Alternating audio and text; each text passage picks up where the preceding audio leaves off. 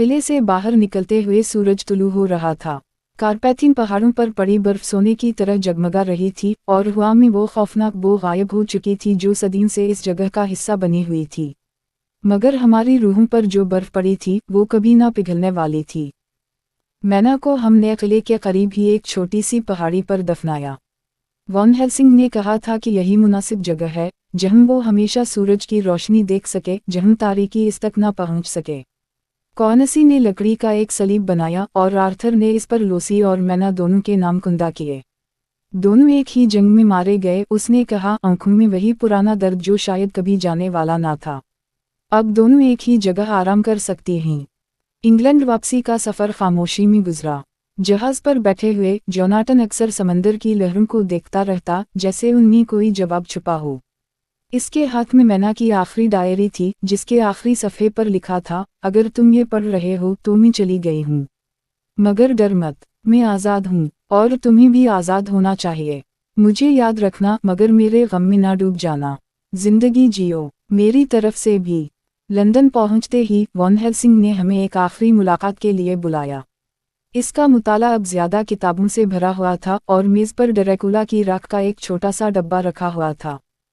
मैंने तहकीक जारी रखी है, उसने कहा अपनी ऐनक साफ करते हुए, और मुझे कुछ ऐसा मिला है जिसके बारे में तुम्हें जानना चाहिए। उसने एक पुरानी किताब खोली जिसके सफ़ात जर्द हो चुके थे। ड्रैकुला सिर्फ एक नहीं था, वो एक सिलसिले का हिस्सा था, एक ऐसा सिलसिला जो सदियों से चला आ रहा है। क्या तुम कह रहे हो कि और भी ड्रैकुला हैं? कॉर्नसी ने पूछा, इसकी आवाज़ में मायूसी थी। नहीं, मगर इसकी तरह की मखलूक़ात हैं, और इनमें से कुछ वो ड्रैकुला के खात्मे से नाराज़ होंगी। कमरे में खामोशी छा गई। फिर आर्थर बोला, तो फिर हमारी जंग ख़त्म नहीं हुई? शायद नहीं, वॉन हेल्सिंग ने कहा, मगर अब हम तैयार हैं। हम जानते हैं कि हमारा दुश्मन कौन है, और हम जानते हैं कि उसे कैसे शिकस्त देनी है। जोनाटन ने उठकर खिड़की के पास जाकर बाहर देखा। लंदन की गलियां मसरूफ़ थीं। लोग चल रहे थे, हंस रहे थे, जी रहे थे। इन्हें मालूम ना था कि कितना करीब से मौत ने इन्हें छुआ था। मैना ने अपनी जान दी ताकि ये सब जी सकें, उसने कहा। हमें इसकी कुर्बानी को ज़ाया नहीं होने देना चाहिए। 1 माह बाद हम सब अलग अलग हो गए। आर्थर ने अपने ख़ानदानी स्टेट में वापस जाने का फ़ैसला किया। मैं लूसी और मैना की याद में एक हस्पताल बनाऊंगा, उसने कहा, ताकि दूसरों की जिंदगियां बच सकें। कॉर्नसी अमेरिका वापस चला गया। मैंने यहाँ बहुत कुछ सीखा है, उसने कहा, और शायद एक दिन मैं इस इल्म का इस्तेमाल करूंगा। वॉन हेल्सिंग ने अपनी तहकीक जारी रखी।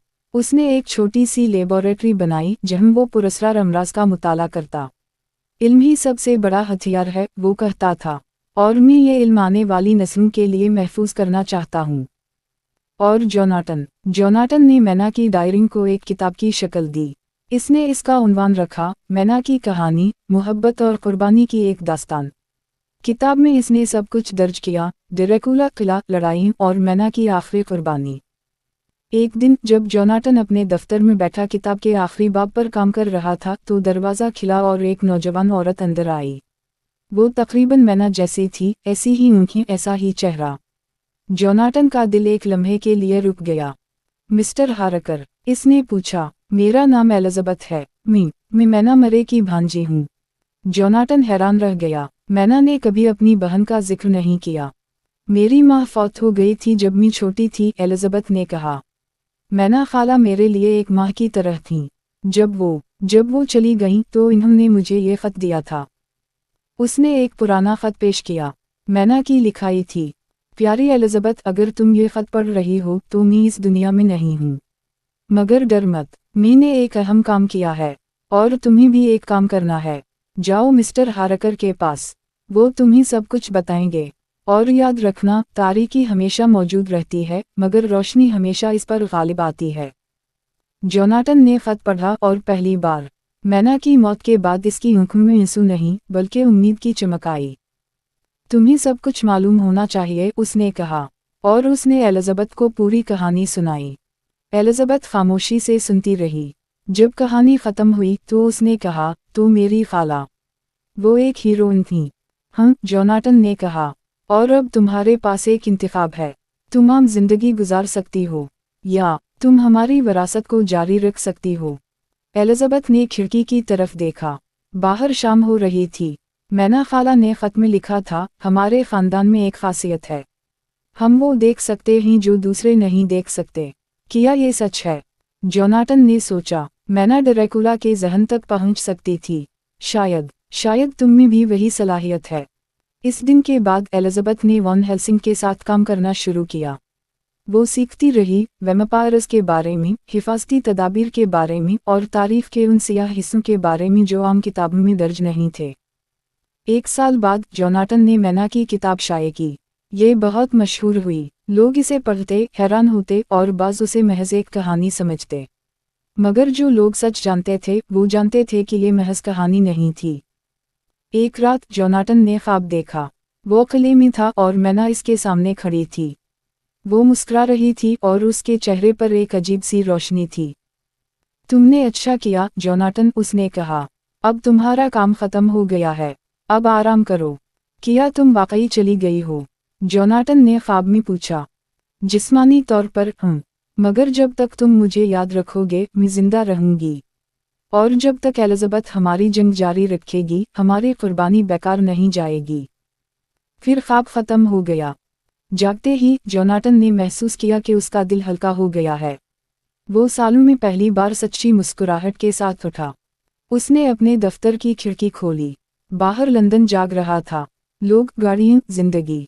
और दूर उफ़क़ पर सूरज तुलू हो रहा था। एक नई सुबह थी, एक नया दिन। मगर जोनाटन जानता था कि तारीकी कभी मुकम्मल तौर पर ख़त्म नहीं होती। वो सफ़र सोने के लिए इंतज़ार करती है, और जब भी वो वापस आएगी रोशनी के जंगजू तैयार होंगे। क्योंकि ये विरासत सिर्फ एक आदमी या औरत की नहीं थी, ये उन सब की विरासत थी जो रोशनी के लिए लड़ते हैं। और ये सिलसिला जारी रहेगा, हमेशा के लिए। वीडियो का इख्तिताम सूरज की रोशनी में होता है जबकि जोनाटन की आवाज़ सुनाई देती है, और इस तरह हमारी कहानी ख़त्म होती है।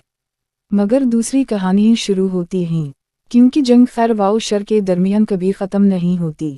वो सफ़र एक नई शक्ल में जारी रहती है, और हम या हमारी औलादें हमेशा उसके लिए तैयार रहेंगी।